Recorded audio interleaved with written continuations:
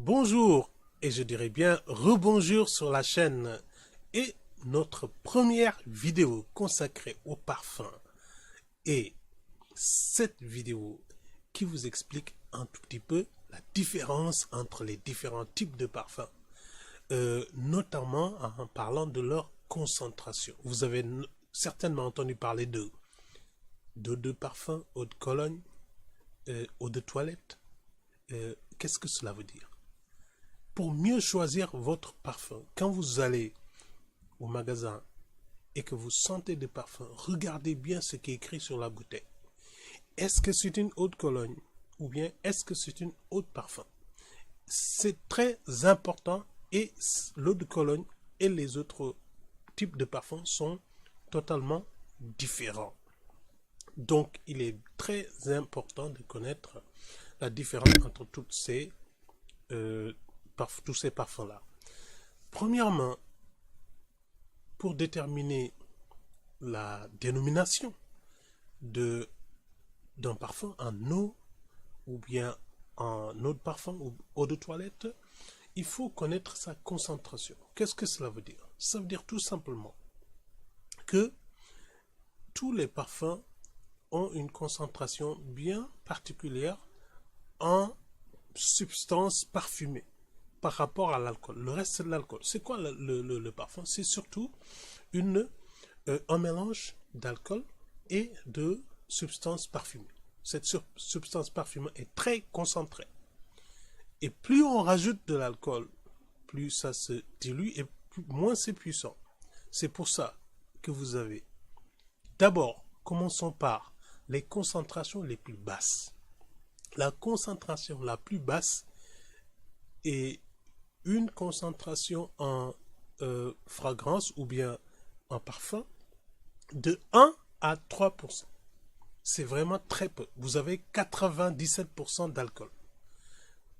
Et ce type de parfum est dénommé eau fraîche.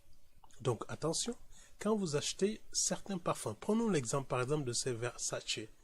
Vous avez l'eau fraîche de Versace qui est différent de Versace pour homme. Donc la concentration est importante. Regardez bien la concentration. 1 à 3% de concentration pour les eaux fraîches. Puis nous avons l'eau de Cologne. L'eau de Cologne, en réalité, a une concentration entre 3 et 7%. Cela veut dire que le reste, c'est l'alcool. Et l'alcool aussi est très complexe puisqu'il y a énormément de substances dans la composition de l'alcool.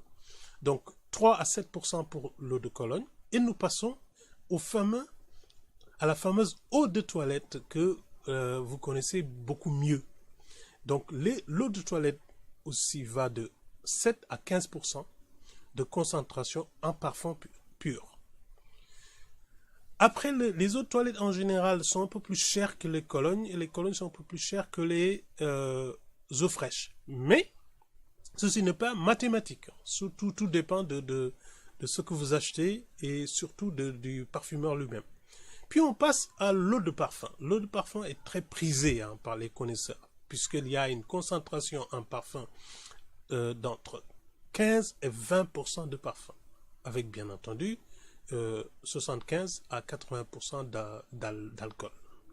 L'eau de parfum en général est un peu plus chère et aussi bien sûr dure beaucoup plus longtemps sur la peau, puisque la présence de cette concentration d'huile augmente en fait la tenue du parfum. Puis nous avons évidemment l'extrait de parfum ou le parfum tout court, où il y a de 20 à 40% de concentration en parfum. Cet extrait est encore beaucoup plus cher, bien sûr, puisqu'il y a beaucoup de parfum et que ce parfum est très peu dilué, jusqu'à 60%. Et nous avons aussi l'huile de parfum pure. Cette huile pure, c'est en fait cette huile qui est diluée pour donner tous les types de parfums que je vous ai énumérés. L'eau fraîche, l'eau de Cologne, l'eau de toilette, l'eau de parfum, l'extrait de parfum et l'huile pure qui n'est pas diluée, c'est-à-dire qu'on n'a pas rajouté l'alcool. Et bien sûr, les prix augmentent au fur et à mesure que la concentration d'alcool diminue et que la concentration en parfum augmente. Donc, chaque fois que vous allez acheter un parfum, regardez bien sur la boîte, est-ce que c'est écrit eau de parfum, eau de toilette, eau de cologne? C'est très important, puisque la plupart du temps, les eaux de cologne et les eaux fraîches sont ceux qui durent le moins longtemps.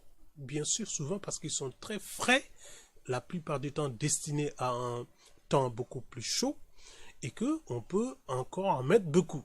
Donc, ces parfums ont tendance à être moins chers.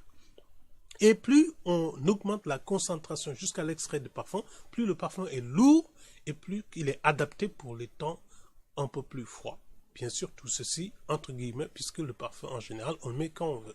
Donc j'espère qu'à partir de maintenant, vous êtes fait une idée de la différence entre l'eau fraîche, l'eau de cologne, l'eau de toilette, l'eau de parfum, l'extrait de parfum et l'huile de parfum pure, qui est extrêmement cher. En général, vous avez un tout petit bout qui coûte plutôt cher.